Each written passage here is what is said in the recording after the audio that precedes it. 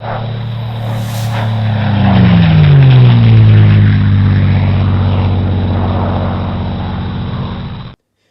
evening guys, it feels like an eternity since I've done a video, so apologies once again.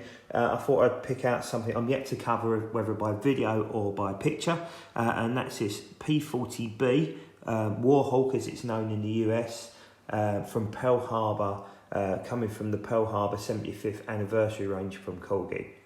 So let's get stuck in.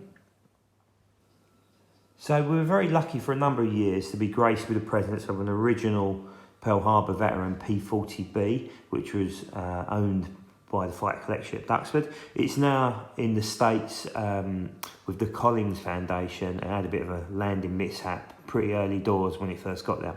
But this aircraft here is the famed aircraft of George Welch, who on that very fateful morning in December 1941 was one of two aircraft alongside Kenneth Taylor, who got airborne from Refueled, which is sort of outside of the main Pearl Harbor bases, and eventually got up and downed 4 Japanese aircraft, while Kenneth Taylor managed to down 2. And it was a much controversial subject, this one, because this is the retooling of the P40, or, well, I say retooling, it's an earlier tooling, so the Bs and Cs with a much longer nose to house the Allison engine. Purely because, based on this section here, and that is obviously zoomed right in, it looks quite garish, and that's the canopy. And if you look at it, it just doesn't sit flush. In 1/72 scale, you've got to get everything absolutely spot on, and this isn't just quite right. As you can see, it looks a bit oversized. If you look at how thick that would be in sort of real scale, it just isn't right.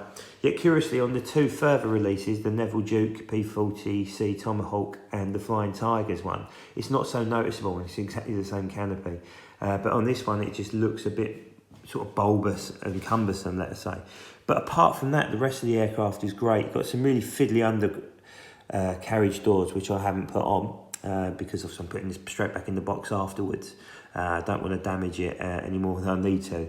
But the colour scheme is great, the finish is great, a really sturdy undercarriage, and great detailing on the props. I don't know if you can see that.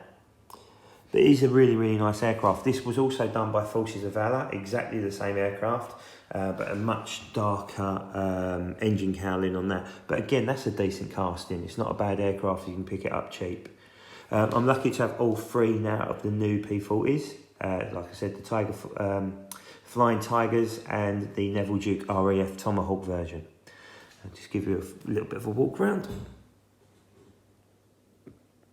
But as part of the Pearl Harbor range, there was also an AGM 0, a white 0 if I remember rightly. It is upstairs somewhere, and an absolutely gorgeous early Catalina as well.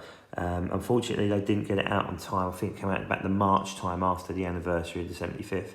But a nice little collection to have within your collections.